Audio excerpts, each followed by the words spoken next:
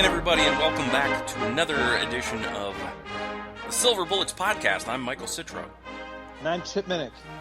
Chip, it's been a couple of weeks since we last spoke, and I'll be honest, they say there's no off season, but there's not been that much going on since you and I last had a show, and so you and I are going to do some, maybe some previewing of some position battles today. This week, this edition, this episode, whatever you want to call it. No, that's not. You're absolutely right. It's been that. What is it? I guess you would say no news is good news, kind of. Like the fact that there isn't anything negative going on. I look at that as a positive, but unfortunately, when it comes to topics, it makes for a little bit more of a challenging podcast, to say the least. Yeah, there's not much that happens in the off season that is good. You don't want a lot of news. You don't want bad news. You don't want transfer portal exodus type news. You don't want. You certainly don't want anything serious with legal ramifications. Any of that kind of stuff. That's all bad. We don't want to talk about any of that. And luckily, we don't have any of that to talk about either.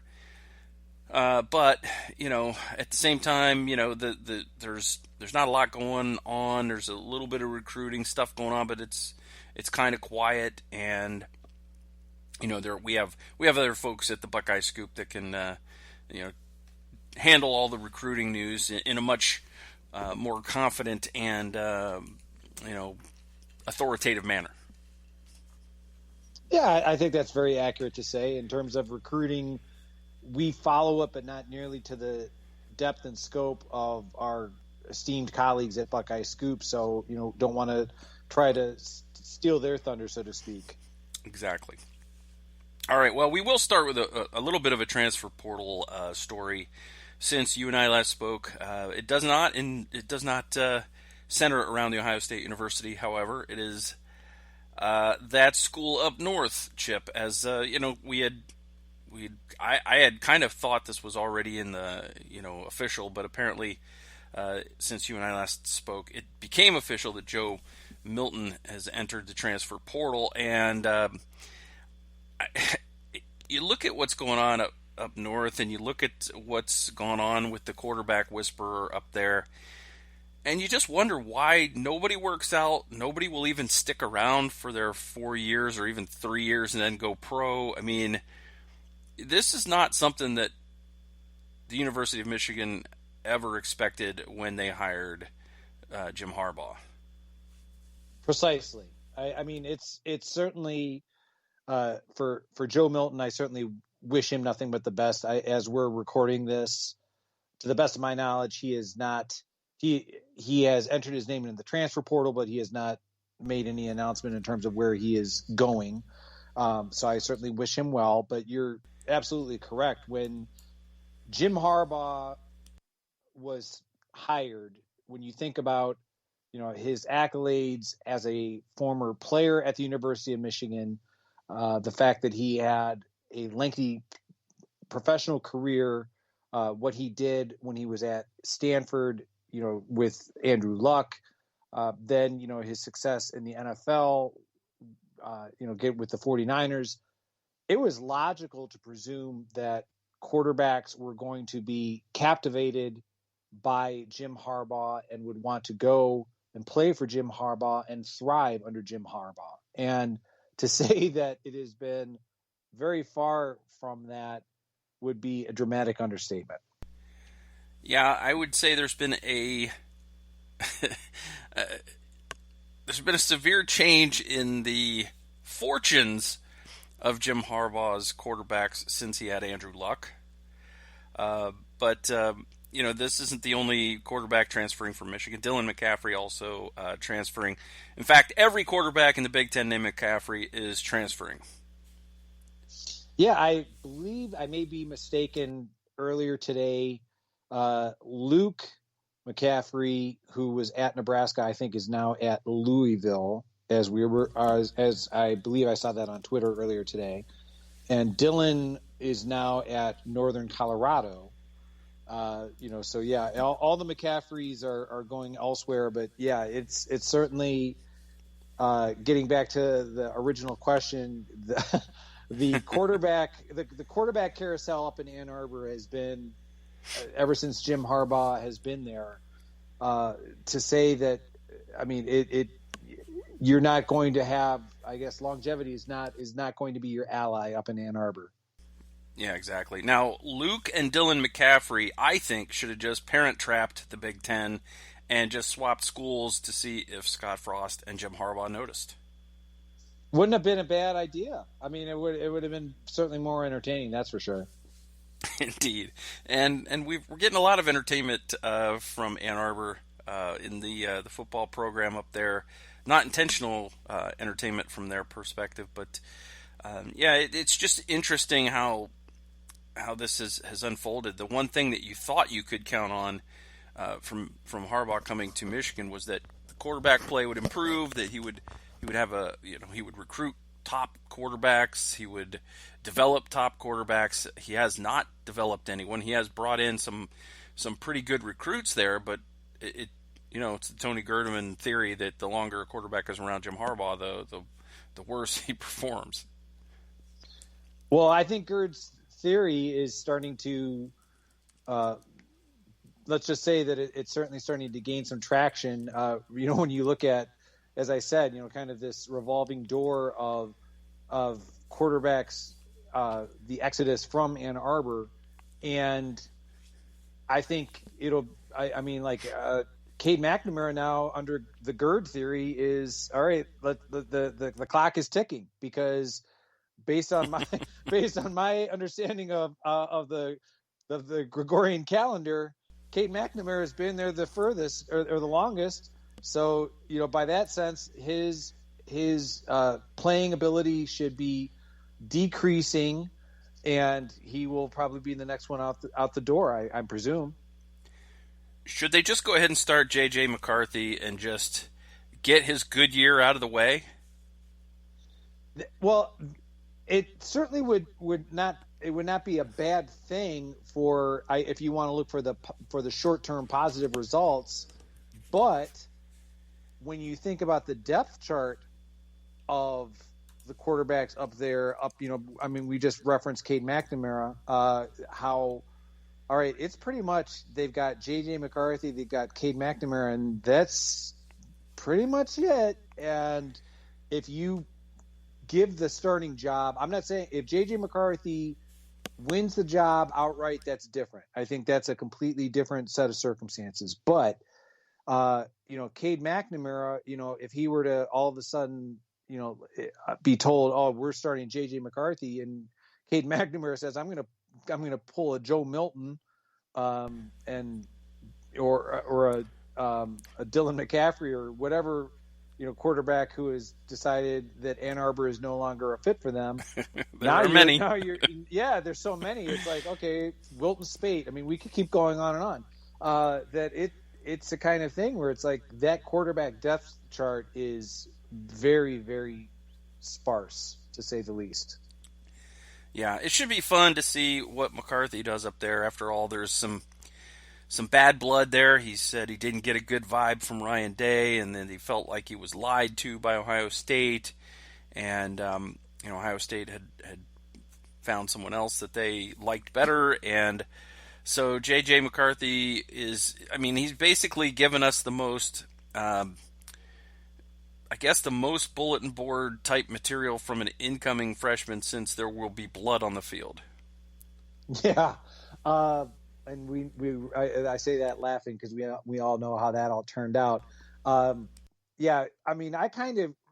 seem to recall, and we referenced this earlier in the podcast, that we don't really scrutinize recruiting to the same depth and fashion as a lot of our colleagues at Buckeye Scoop. But from what I seem to recall reading about it is that Ryan Day was evaluating J.J. McCarthy and Kyle McCord, and somewhere along the way, Ryan Day determined that Kyle McCord was the quarterback that he wanted, and it wasn't J.J. McCarthy. And that's where I'm just going to say the hurt feelings of J.J. McCarthy kind of came to light. So I'm not going to mock J.J. McCarthy, and until, it's the kind of thing where it's like this, if anything, if this is going to provide strong motivation for him whenever the opportunity to play against Ohio State, so be it. If anything, I'm going to be anxious to see the results on the field from both J.J. McCarthy and Kyle McCord and see if Ryan Day's evaluation was on the money. Yeah, we'll find out. It will bear out over time, and I guess it was just that internet meme where Ryan Day was the guy, and then the girl on his arm was J.J. McCarthy, and he had his head swung around, was looking at the new hotness, Kyle McCord, and there you go. That's a really good point. Yeah, I mean, when it comes to you talk about the quarterback whisperer, that's kind of what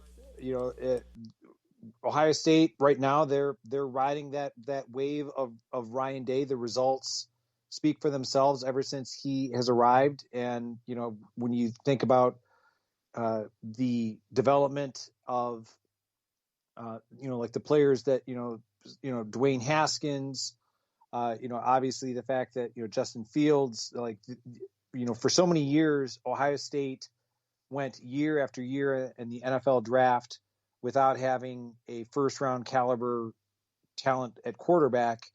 And the last two quarterbacks to play for Ryan Day in terms of in the starting area that Ryan Day was directly responsible for, with Dwayne Haskins and Justin Fields in the 2021 NFL draft, are going to be first-round draft choices. So, and let's face it, it's like when we're talking about Kyle McCord, you're talking about CJ Stroud, Jack Miller, Quinn Ewers is an up and coming recruit.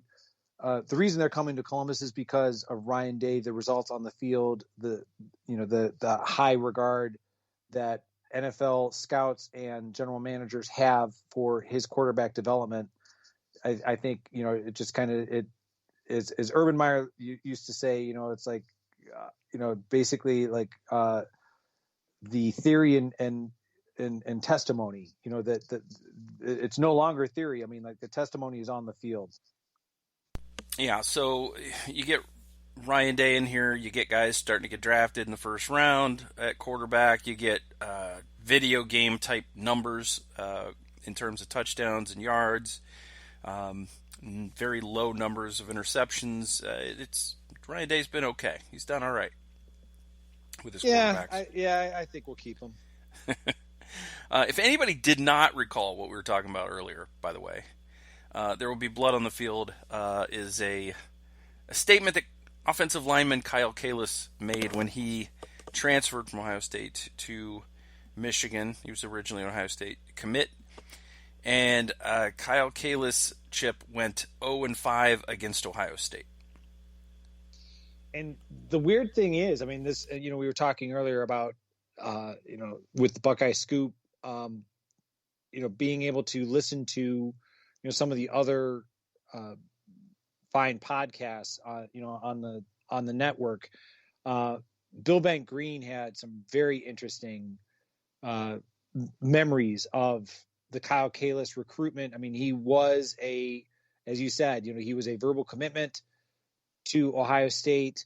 And when everything happened, which was, here's the scary thing, Michael, this was 10 years ago. I mean, it doesn't seem like, that was 10 years ago. Yeah. During like what was kind of like the dark times of Ohio State football, with the forced resignation of Jim Tressel, Luke Fickell trying to do the best he could with an outmanned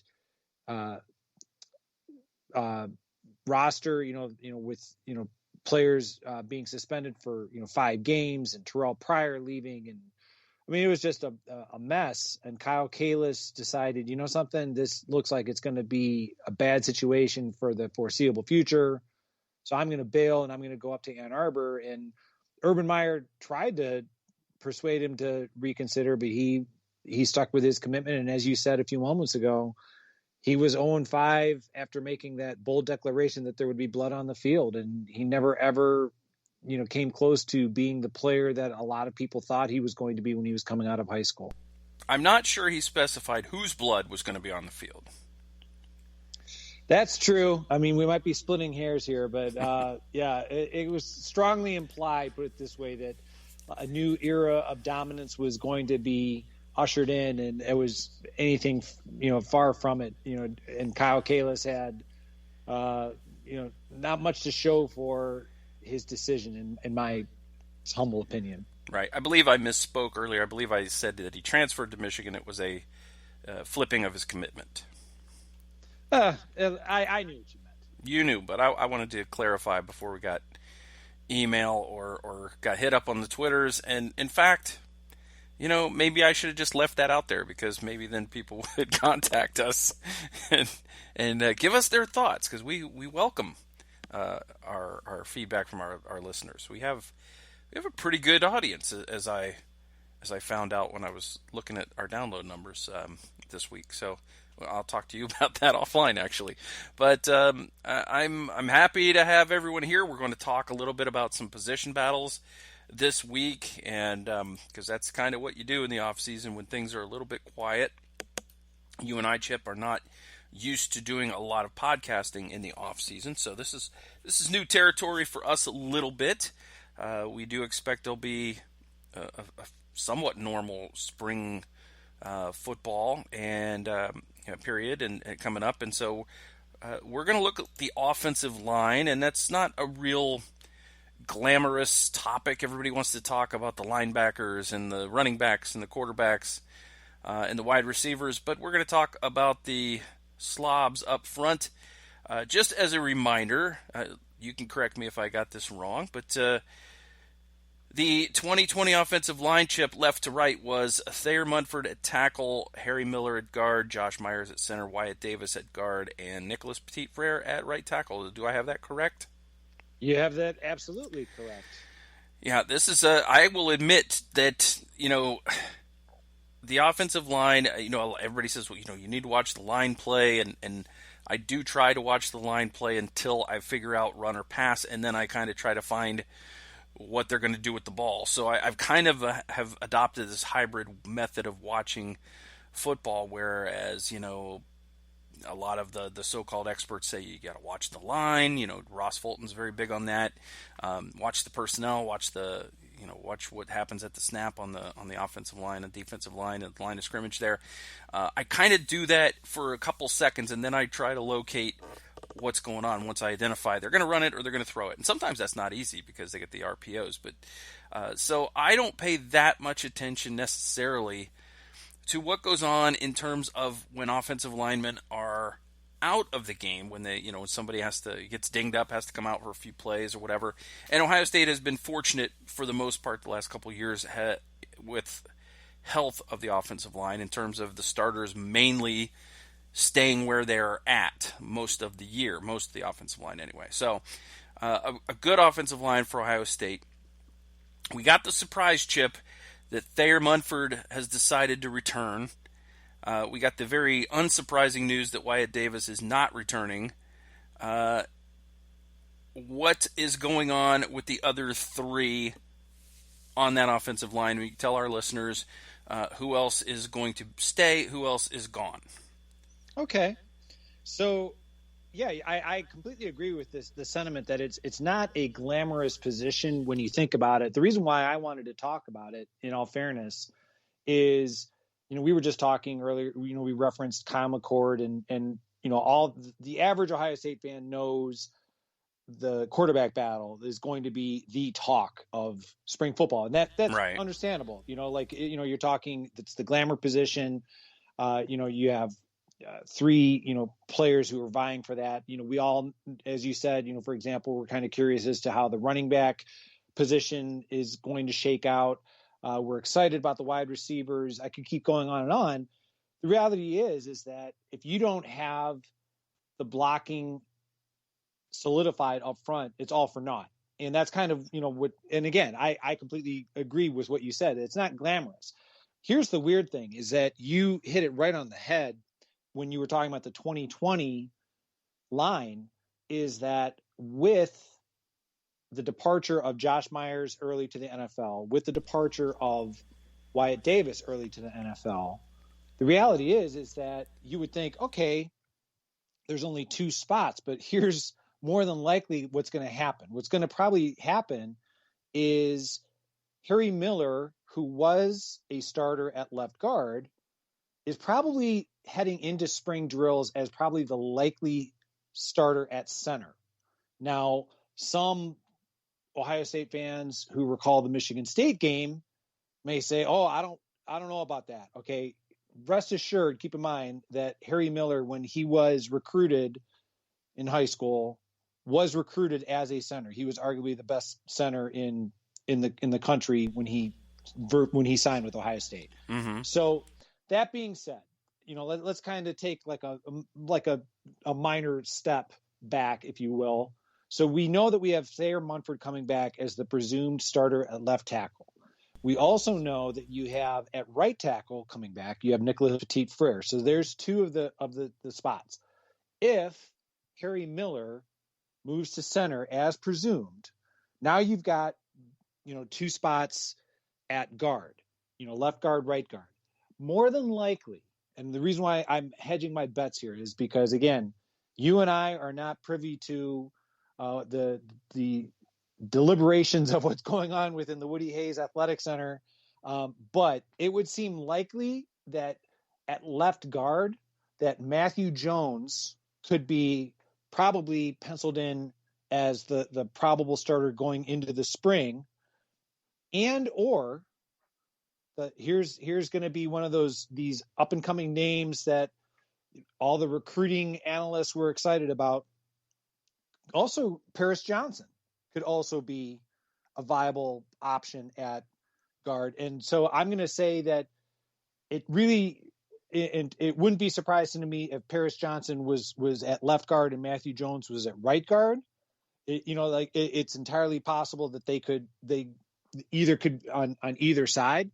And here's kind of like where the X factor kind of starts to come in is hypothetically, if Harry Miller doesn't win the starting job, then it kind of Matthew Jones was also a viable center coming out of high school. So he could be in the mix there.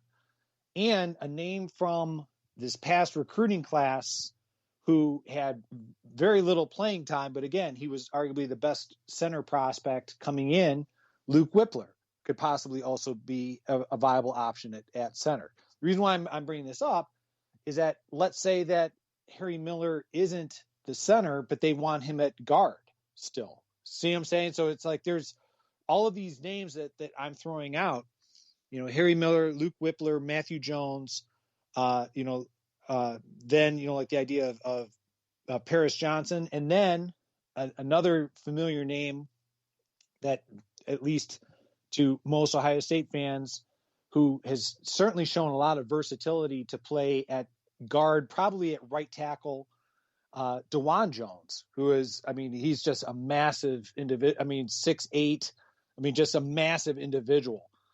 He could be a viable possibility at guard or tackle. And the reason I'm bringing these names up, probably the last name to bring up, who also was thrust into duty because of everything COVID related at Michigan State, was Max Ray, who played at right tackle. Those are probably the names that you're looking at in terms of, if not starters, definitely, being probably like the first and second team linemen who are going to get lots of looks this coming spring. Right. Okay. So just to back up a little bit, just to rewind, because you sure, all I got to do is point you somewhere, Chip, and you just go. You're like a wind-up toy that somebody's been cranking on for 3 hours. I just wanted you to just let people know where the current line stood in terms of who was leaving, who was going, and you just went. So, which is fine. So again, Thayer Munford is back. Harry Miller is back. And Nicholas Petit-Frere is back. Josh Myers off to the NFL. Wyatt Davis off to the NFL. Harry Miller likely moving to center.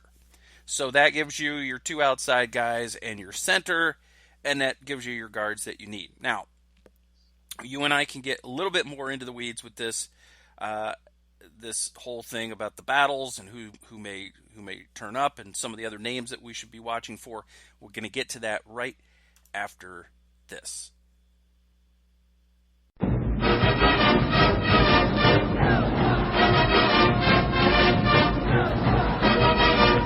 right, we are back, and we've toweled off Chip. He got going, he got lathered up, but we had to rein him in a little bit. But now it's time to get him going again, and I always like it when Chip gets going. So we're going to talk a little bit about some of the other names of some of the guys that maybe some names that people are familiar with are gone. Maybe some names that people are not familiar with are going to be around, and maybe trying to get in on having some playing time, and these might be guys that don't start. They might not even be the number one replacement. Some of these guys are going to play in lopsided games, though. You're going to see some of these guys on the field in the second half of games that are well decided. But so let's start with who's gone, other than Wyatt Davis and Josh Myers. It would have been really nice to have had Josh Myers back, by the way. Gavin Cupp graduated. Is that correct? I believe so. That's the thing, is like the X factor. The reason why I mean, it's here's the challenge, is that it's very vague from the NCAA and Ohio State in terms of with last year, where they basically said, we're just going to give everyone an extra year of eligibility. So you and I would probably presume, yeah, Gavin Cupp is probably going to move on, but nothing officially yet from Ohio State. But absolutely, Gavin Cupp would be one of those guys who's also presumed to be moving on. Right. So we have the extra bonus COVID year that people can take if they want to. Gavin Cupp, as I understand it, he was already graduated last year when he was in his last year. He could come back theoretically. I haven't necessarily heard one way or another on Gavin Cupp, but some of the other guys you mentioned, Matthew Jones. He's a guy that came in and played well in spot duty this past year. We all saw, the incredible potential of Paris Johnson when he came in and played. There's that. I think we talked about on the show that the pancake video that was on Twitter. Very excited to see him getting more time. And Dejuan Jones has played in the past, and Dejuan Jones is the knock on him has been his footwork in the passing game, but as far as straight ahead run blocking, he has already shown an ability to do that coming in spot duty. I believe it was 2019, coming in to spell Thayer Munford when he needed help. I truly enjoy when we talk about some of the different things you can see on Twitter. Any of the highlights of Dejuan Jones playing basketball is very impressive. I mean, for a man of that size, I mean, he can move. I mean, and that's where it's really interesting. That's kind of where, as you said, like when I kind of get wound up or whatever, like how excited, just the versatility that I'm thinking of, like you said, it's like he truly is. I know I'm mixing my sports metaphors here, but like that utility player that can play throughout the line. I think that's probably why the coaches hold him in such high esteem, in all fairness, is that, I mean, he's such a naturally big guy. And I agree with your assessment that his footwork at left tackle would be probably a detriment. However, he could play realistically at right tackle. He could be one of those guards. I mean, so I think the fact that, I would say that he could certainly be one of those guys who not only is in contention for one of those open guard spots, but it's certainly like one of the first guys off the bench in the event of injury or somebody needing to take a break. How would you like to be a linebacker and see Dejuan Jones pulling? I wouldn't like that at all. Unless, like I said, it's like they, unless you wanted to be, decleated, so to speak, because I mean, I think Ohio State lists him at 6'8", 360. And I think they might be being generous with that assessment. Actual size is about the same as Mount McKinley. Yeah, I mean, I can't even imagine what that must be like. Like you said, it's like when he came out of high school, he was kind of considered this last minute addition to the recruiting class, and it was kind of like, oh, okay, well, like he's just big, they just need depth. And then he became this very pleasant surprise, I think, to the coaches that, okay, as big as he is, as I said, watching him play basketball, he actually is much more athletic than I think people realize. Chris Holtman could use him, actually, and he could use some more inside beef. Let's not give Dejuan any thoughts, considering, like I said, it's like we, got to keep him focused on the upcoming season. I mean, growing up, it was kind of not an abnormal thing to see somebody on the football team playing basketball. Art Schleister did it, and Ricky Dudley famously did it. So, we've seen this before. You're right. I'm just saying, it's like with spring football on the horizon, I'm sure Ryan Day wants him to be focused on the task at hand. All right, so let's talk about some other names here. Enoch Vamahi is a guy who came in from Hawaii. He's a redshirt freshman. He's a guy who could see some more minutes this year, especially late in games, and could be in the rotation. Maybe in that backup on the depth chart, he'd be the or guy, maybe.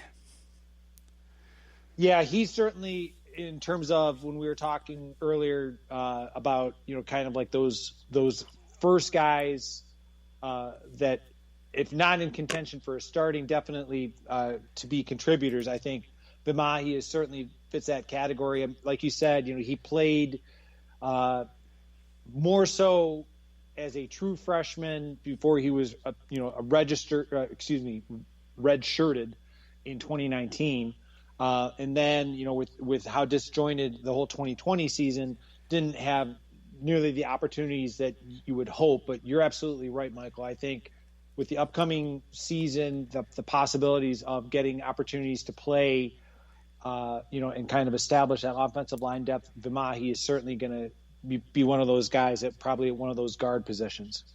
How about this guy, early enrollee in 2019? So he's been in the program. This will be his. It was in the spring of 2019, spring of 2020. Although there really wasn't much of one, and now the spring of 2021. So he's been around a little while. Ryan Jacobi. Are we going to see any Ryan Jacobi? Yeah, I think there's a whole bunch of those guys. That's one thing I want to give credit to Coach Strudrawa, is he certainly has tried to replenish the depth. Jacobi is certainly one of those guys. I think probably at right tackle. That he, like you said, he didn't really get as many opportunities as Ohio State fans or coaches probably would have liked to have seen because of the nature of the 2020 season. But yeah, Jacobi certainly is going to be in the running for some more playing time this coming season. He was a 4-star guy and Ohio guy out of Mentor, and he's a guy I think a lot of people were rooting for when he signed. So kind of looks like we know who the tackles are going to be. We're pretty sure that we're going to see Miller at center. I think Whippler could play that position. He was a freshman. He doesn't seem like he was out of place. I think he got some snaps this year, if I'm not mistaken, in a couple of games. But he didn't go over. I don't think he went over his allotment. Not that this season counts against anybody, and you wouldn't have had to sit anybody for the red shirt. But I think he did get some time this year. Yeah, I think he got, especially against Nebraska, I think he got some playing time, once Ohio State had established a clear lead. It was just really unfortunate, though, the whole season where Ohio State, let's face it, I mean, they would have these big leads, and then for whatever reason, it just kind of, I don't want to say that it fell apart, but they didn't dominate throughout the entire game. So those opportunities for a Luke Whippler or a Ryan Jacobi or any of the other players on the offensive line to kind of get those valuable game reps, they just weren't there. And I think that's why it's going to be so critical and crucial for Ohio State to have spring football to get these guys. Ryan Day has even said, with regard to the quarterbacks, he wants as many game-like situations as possible. I think that's what it's even more imperative for the offensive line, just to kind of develop that chemistry, especially when you're talking about three players along the interior that, trying to, the strength of the offensive line, from that middle part of the line, you want to definitely make sure that everyone has that cohesion. Yeah, for sure. That's the most important thing. Are you at all concerned that guys that were brought in to be tackles maybe playing guard in terms of being able to pull and, being quick-footed, against maybe a small, quick defensive line? We saw I can't remember his name, but the kid from Rutgers had quite a bit of success with his quickness. The small defensive lineman for Rutgers had quite a bit of success with his quickness off the line this past year. Any concerns there with these bigger guys being slotted in at these guard positions potentially? It's a concern, but I mean, I think the scuttlebutt that I've kind of picked up on Buckeye Scoop as it relates to Paris Johnson is, and this is just, a shameless plug. If you're not a member of Buckeye Scoop, what are you waiting on? That, this is not necessarily without giving away too much inside information, is that Paris Johnson has been very impressive in the eyes of the coaching staff, and they're looking at, okay, this is more of an opportunity, like, hey, this guy is too good not to play. So to your, getting back to your question, I think Paris Johnson is such a good offensive lineman. I think that he, has the lateral foot speed quickness that he would normally have as a tackle, that he would be able to handle, in terms of, like you said about pulling and quick interior defensive line being able to handle it. So if the season started today, you think the center of that line is some combination of Miller, Paris Johnson, and Matthew Jones? If I had to guess, yeah. And again, that's part of the fun of doing this in the off season. This might, let's only hope that maybe my prognostication about the interior of the Ohio State offensive line in 2021 is better than my preseason picks for how the Big Ten, especially like the Big Ten West, that they're better than that. Well, we could revisit those predictions. They're pretty bad. They're pretty hilariously bad, actually, because we both had Minnesota at the top, and we both had Northwestern at the bottom.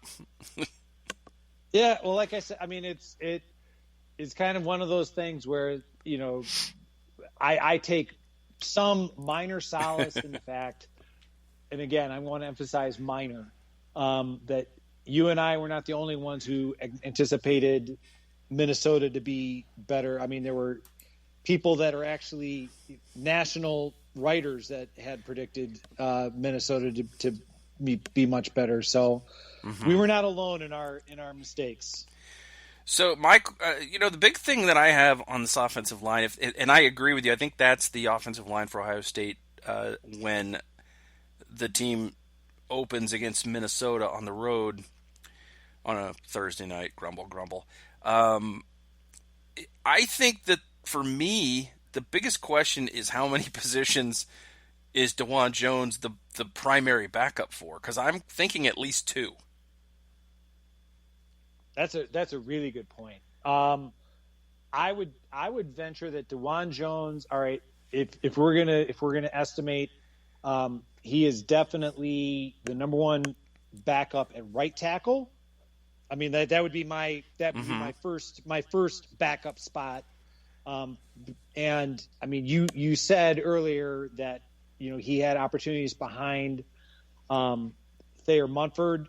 So who's to say that might be like the second? By the same token, I think that Paris Johnson, even though I'm going to project him as a starter at one of those guard positions, it wouldn't surprise me if in the event Thayer Munford was unable to go, that they would, because I think that's kind of the evolution of 2022, is Paris Johnson at left tackle and Dejuan Jones,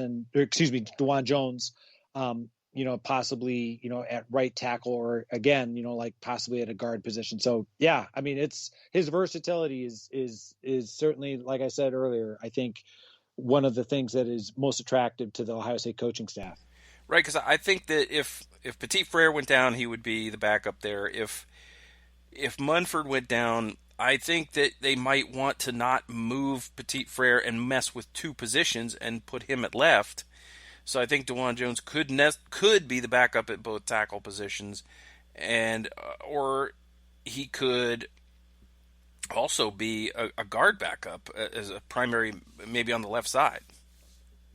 Certainly. I mean, because, as I said earlier, Max Ray is another option at right tackle. Mm-hmm. I definitely think, again, it's like we want to think positively that nobody's going to get hurt.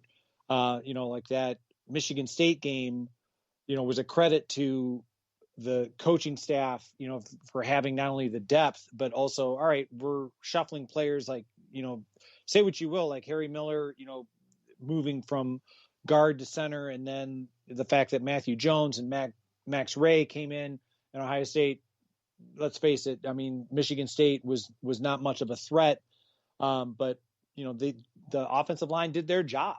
Mm-hmm. So it's certainly going to be fascinating to see, like the news reports coming out of practice, and then eventually whenever the spring game, which is tentatively scheduled for April 17th, I believe.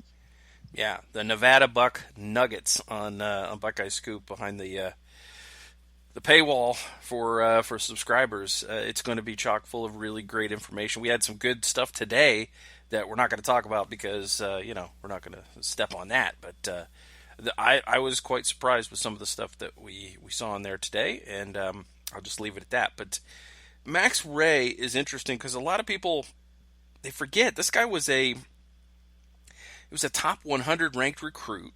I think he was he was a top 10 offensive tackle, and he was one of the top players in the entire state of Tennessee.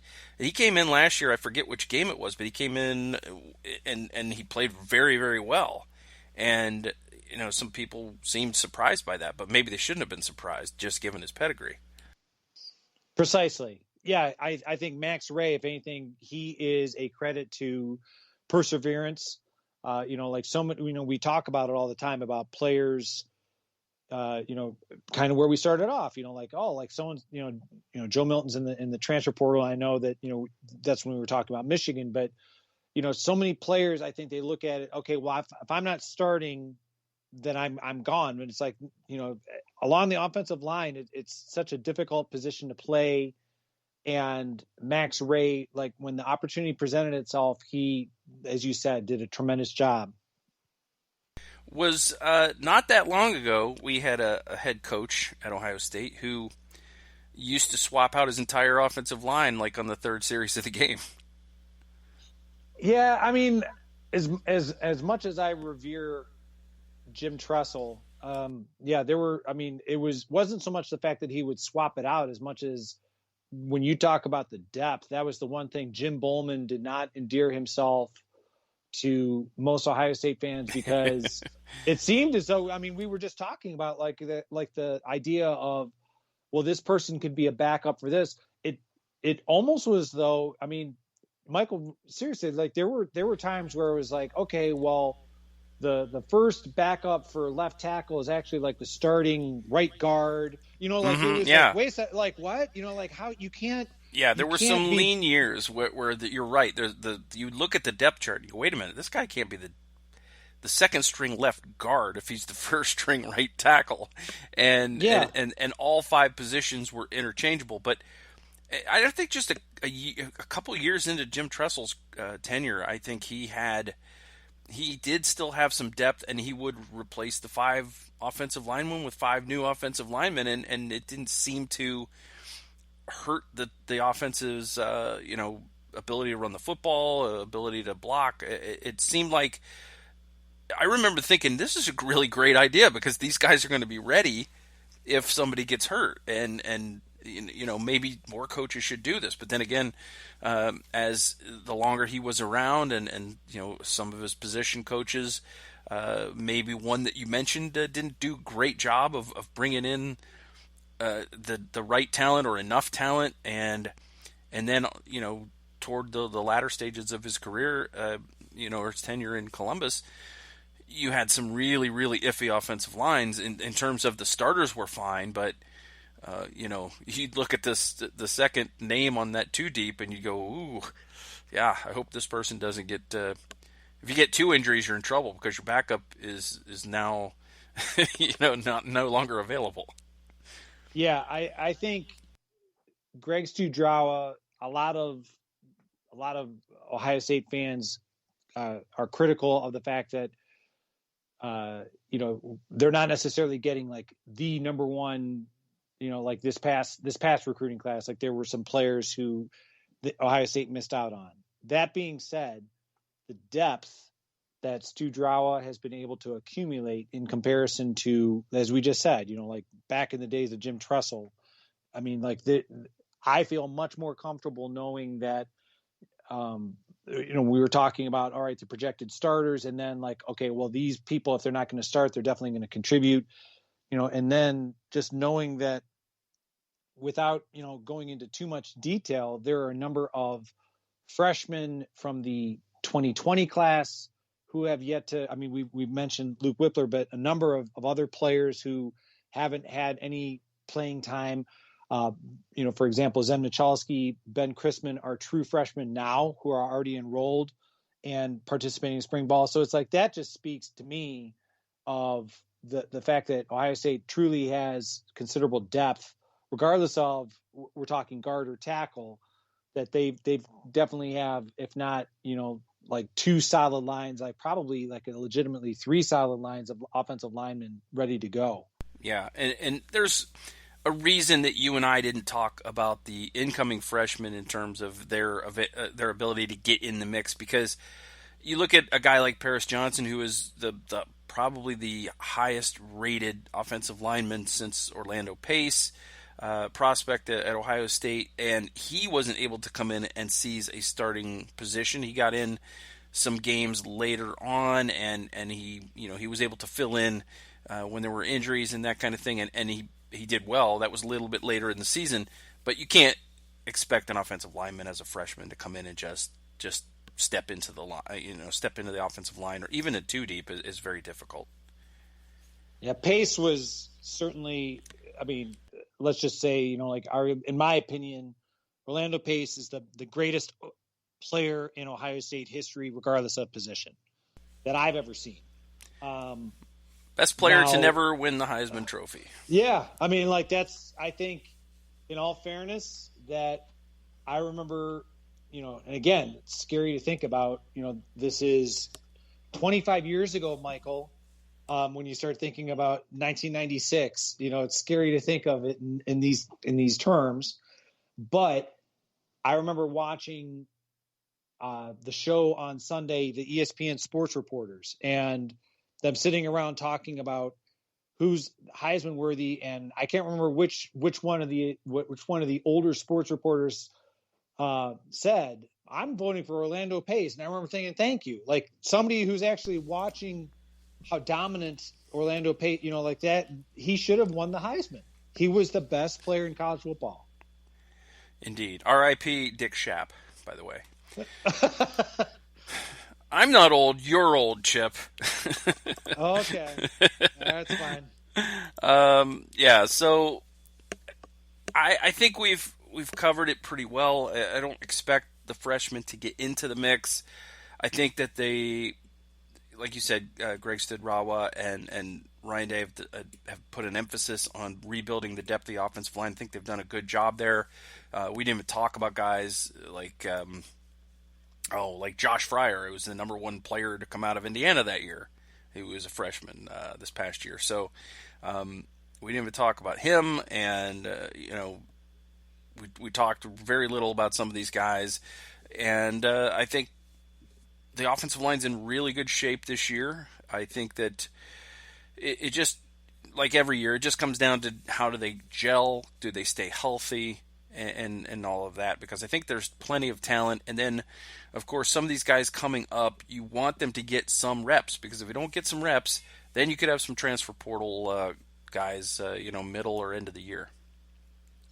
Yep, and that's where, like I said, I think with the benefit of a full season that we did not get this past year, I think that's where we're going to see, kind of like you said, like a lot of the development, of these depth players. I think we're going to get an opportunity to see, like a Josh Fryer or some of the other young offensive linemen in some of these games. And that, yes, I am looking at you, Akron. Akron not expected to be a top 5 team this year.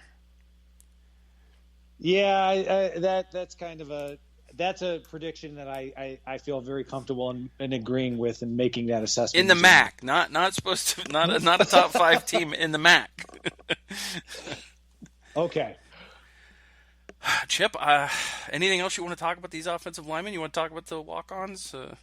No, I'm good. Like you said, you got me all unwound. If anything, like I said, it's kind of exciting to think about spring football. Eventually, like Ryan Day still has not said, as we're recording this, when spring football officially begins. Mm-hmm. We're kind of presuming, it's entirely possible by our next podcast that maybe spring football has begun. I know that the projected spring game is April 17th. So you have to figure it might be, if not necessarily the beginning of March, maybe the middle of March. And we'll have some more information about what's going on within the Woody. Yeah, and if you are a Buckeye Scoop subscriber, you'll find out more about what's going on in the Woody, sooner. Sooner than your friends, anyway.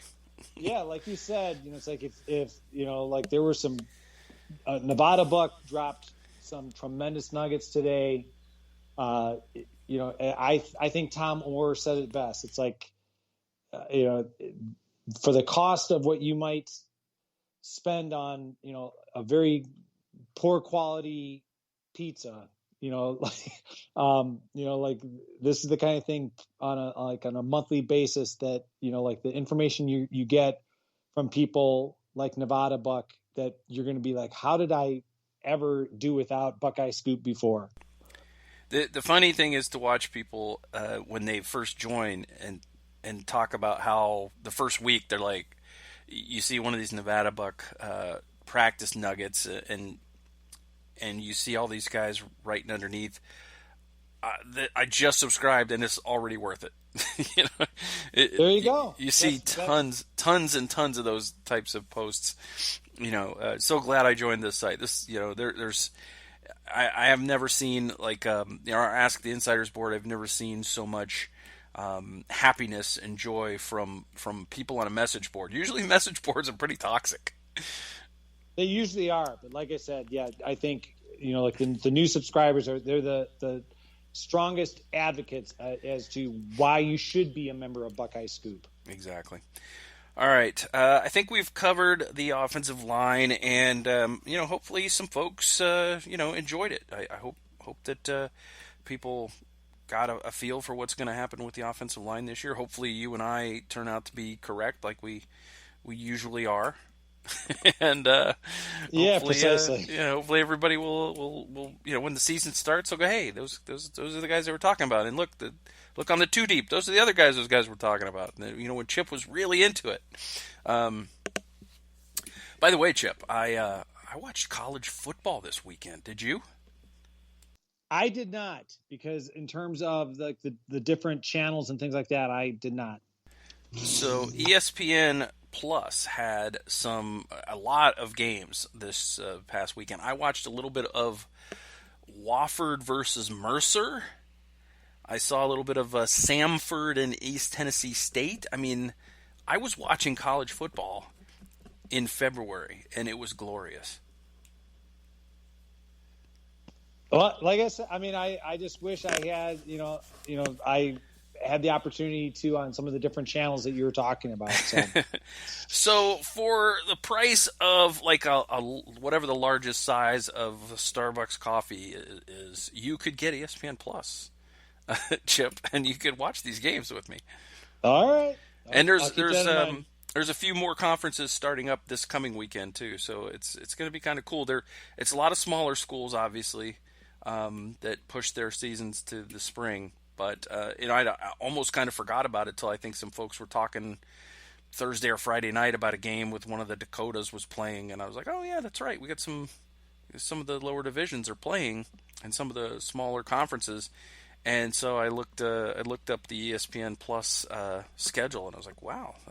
Actually, I didn't even do that. I looked at the college football schedule, and I just started clicking on all the different conferences. And like, if there was a game coming up that I thought might be intriguing, then I was like, yeah, let me check that out for a bit. And it was pretty cool.